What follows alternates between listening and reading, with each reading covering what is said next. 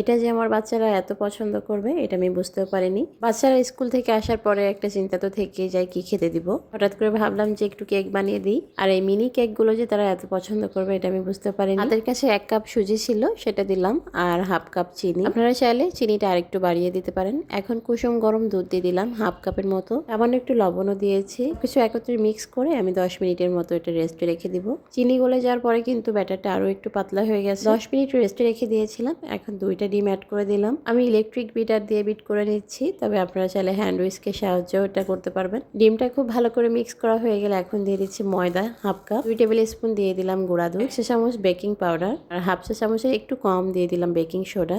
এখন সবকিছু আবারও ভালো করে মিশিয়ে নিব, তবে স্পিড অন না করে অফ করে রেখে এটা মিশিয়ে নিব, তারপরে স্পিডটা অন করব। অনেক সময় আমার ক্ষেত্রে যেটা হয় ওরাগুলো উঠতে থাকে, তো এই জন্য আমি আগে মিশিয়ে নিলাম। এখন 1-2 মিনিট এটা খুব ভালো করে বিট করে সবকিছু একত্রে মিশে গেলে আমি অ্যাড করে দেব তেল।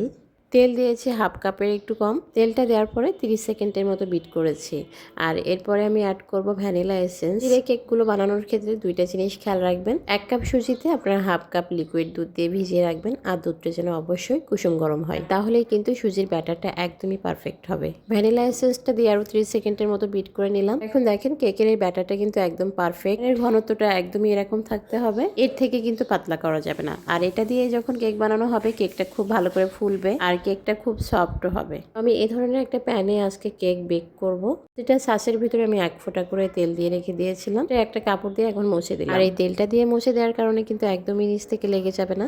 এরপর কেকের ব্যাটারটা আমি প্রতিটা সাসের ভিতরে দিয়ে দিলাম। একেবারে ভরে ভরে দিচ্ছি না, একটু খালি আছে, যেহেতু আমাদের কেকটা অনেকটাই ফুলবে এই জন্য একটু খালি রাখতে হবে।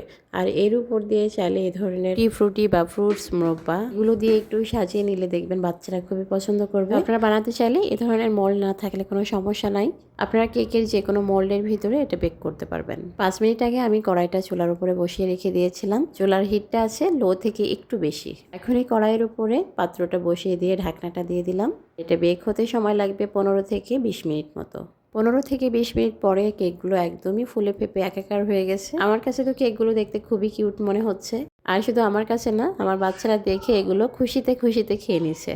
তো প্রথম কেকটা আমি একটু ভেঙেও দেখলাম, মাশাআল্লাহ খুব ভালো মতোই ফুলছে। এটা আসলে নো ফেল রেসিপি, যে কেউ বানাতে পারবেন।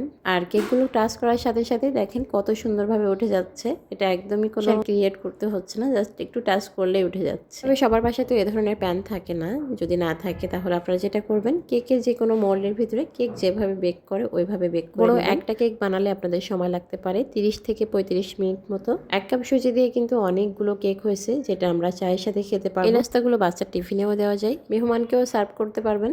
তো চাইলে ভিডিওটি শেয়ার করে রাখতে পারেন, যখন টাইম পাবেন তখনই বানিয়ে নিতে পারবেন।